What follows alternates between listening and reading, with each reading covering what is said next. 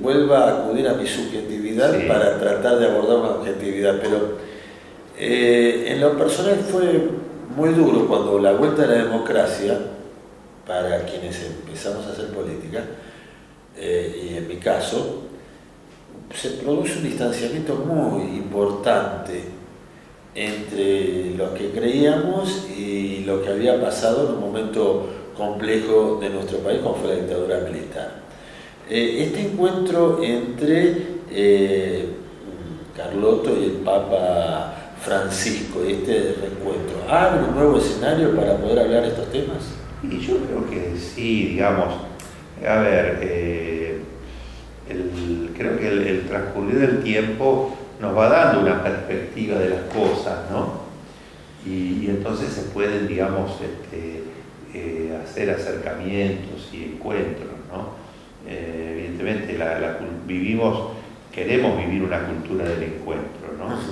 La Iglesia ya fue dando pasos, lo que pasa es que la Iglesia es un misterio y es una realidad sui generis, porque, a ver, los mismos militares que mataron gente y que fueron de la dictadura comulgaban,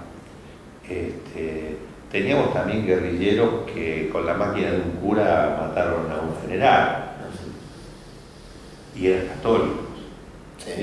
O sea, católicos había, en la Iglesia había en todo. Entonces la Iglesia no es una realidad, digamos, entonces evidentemente que gran parte de la formación de Montoneros estuvo ligada al catolicismo, claro, en su génesis. Bueno, pero una deformación del catolicismo.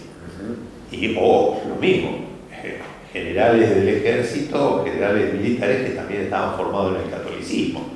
Estamos transitando en esta charla en un camino peligroso que es la teoría de los dos demonios que tanto aterran, ¿no? Pero bueno, no sé si es teoría, yo simplemente expreso observaciones de hechos. Sí.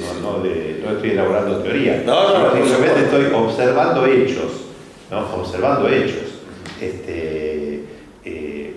Así que, digamos, en ese sentido, la Iglesia siempre al final estuvo involucrada. Tuvimos hombres como Angelelli que fueron hoy demostrado que ha sido asesinado por la dictadura y era el obispo. Claro. ¿Te das cuenta? Es decir, entonces, ¿Cómo? obispo, bueno, entonces, claro, Sí. La Iglesia está implicada en la vida de la sociedad, que no es un ente abstracto pero, digamos, en esos tiempos tan difíciles hubo posturas distintas, unas valientes, otras no, otras con recta intención también, pensando que una forma no era. Pero ya hacia el final, la Iglesia saca un documento. Bueno, habría que analizar también, ¿no? Hay que buscar todas las declaraciones del Episcopado argentino, todas las declaraciones del Episcopado argentino en el año 76, 77 y 78, denunciando la tortura y la desaparición de personas, que no hubo otra institución que haya dicho lo que dijo la Iglesia, aunque podía haberlo dicho, digo yo hoy, mirándolo hoy, con voz más fuerte. Pero en el año 81, la Iglesia saca un documento que se llama Iglesia y Comunidad Nacional. Antes aún de la Guerra de Malvinas, ya abriendo el camino a la democracia. Hay que volver a releer Iglesia y Comunidad Nacional del año 81, ¿no? Uno de los documentos más lúcidos del Episcopado argentino.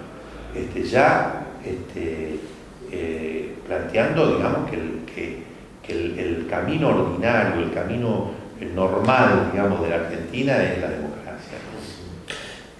Mi intención no es ponerme a interpelar, no tengo autoridad como para hacerlo, pero usted mismo dijo hace unos instantes lo variopinto que puede llegar a ser, y quizás en un término no correcto, sí,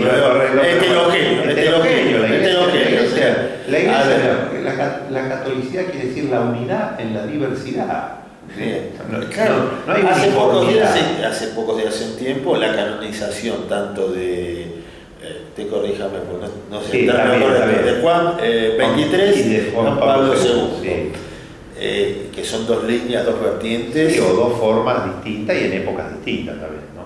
Sí, convengamos, Bueno, 40 años, 40 años. Hoy pareciera que mucho con la historia de la Iglesia, sí, poco, sí. ¿no? Sí, bueno, 200.000 años. Pero Juan XXIII y Pablo VI en el Concilio Vaticano II hablan una llave que es maravillosa, que es poder llegar a la verdad no solo a través de un solo camino, ¿no? Sí. Esa es, o a lo mejor yo estoy diciendo una interpretación demasiado acelerada de pero sí. Digo, eso ha abierto el diálogo con demás religiones, ¿no? Y eso es un camino irreversible de la Iglesia Católica, que lo siguió Juan Pablo II, lo siguió Benedicto, lo sigue Francisco, y la Iglesia irrenunciablemente, y ya antes del concilio, porque el movimiento ecuménico surge mucho antes, pero que cobra carta de identidad con el concilio, es un camino irrenunciable de la Iglesia Católica, ¿sí? La búsqueda de la unidad de los cristianos. Porque hay una distinción, una cosa es el diálogo ecuménico y otra es el diálogo interreligioso, que también la Iglesia está en. ¿Qué diferencia hay entre uno y el otro? El ecuménico es el diálogo con los cristianos, bien, con aquellos hermanos nuestros que los reconocemos creyentes en Jesucristo, que reconocemos incluso su bautismo. Para nosotros un anglicano, un metodista, un luterano, etcétera, un evangélico que está bautizado en el nombre del Padre, del Hijo y del Espíritu Santo es cristiano como nosotros. Nosotros si era católico no lo tenemos que volver a bautizar porque ya está bautizado. ¿Te das cuenta? O sea, entonces tenemos una fe común, aunque tenemos diferencias en algunos aspectos que vienen de la historia, del protestantismo, etcétera, ¿no? Pero hay otros que son el diálogo interreligioso, que son con las religiones no cristianas. Entonces ahí tenemos también dentro de eso círculos, como círculos cada vez más amplios, que es el primer lugar el diálogo con el judaísmo. ¿Por qué?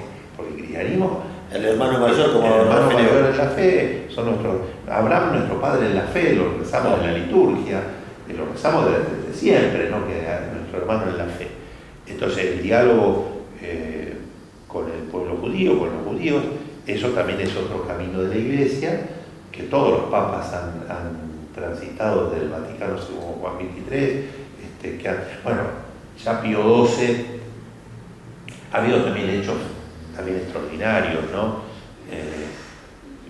También conversiones del judaísmo al catolicismo, de grandes personalidades, como el gran rabino de Roma, en la época de Pío XII, se convirtió al catolicismo, él y su familia, o Edith Stein, que era secretaria de Edmund Husserl, de un filósofo que fue atea, pero de madre judía. Tiene un libro, ella escrito por ella, siendo católica, de Estrellas Amarillas, sobre su historia judía de su familia, ¿no? Y bueno, fue mártir en Auschwitz, en una de las. Bueno, digamos, la Iglesia, estamos haciendo un camino realmente muy, muy importante, desde que cuando ha habido muchas suspicacias y diferencias entre el catolicismo y el cristianismo en general y el judaísmo, ¿no? Hoy hay un camino que sigue Francisco profundizando, ¿no? Se interpela mucho más a los católicos. Usted como autoridad de la Iglesia, ¿siente que hay una interpelación mayor al catolicismo que a otros actores de la sociedad? Y yo creo que sí, pero por diversas razones. En el caso de ser así, ¿por qué se da? Bueno, diversas razones. La Iglesia Católica es un sujeto vivo que perdura durante 2000 años, ¿no? Y han pasado regímenes políticos, diversas formas de gobierno, y la Iglesia perdura en el tiempo. Entonces, bueno, un poco se le interpela. La Iglesia es la responsable, la Iglesia es responsable de todos los males que ha habido de 2000 años para acá, ¿no? Entonces, generalmente, porque el catolicismo además tiene una característica de una unidad, ¿no? Entonces habla el Papa y bueno, si el Papa dijo, el mundo católico, entonces el mundo tiene un punto, tiene una cabeza, tiene uno a quien remitirse, y ya sea para decir estoy de acuerdo o no. En el mundo protestante hay mucho más atomización, ¿no? Entonces no hay una unidad visible, y entonces tampoco se le plantea, y en nuestros países donde hay por tradición, por la historia, una mayoría católica, ¿no? Entonces evidentemente que al catolicismo se le reclama más.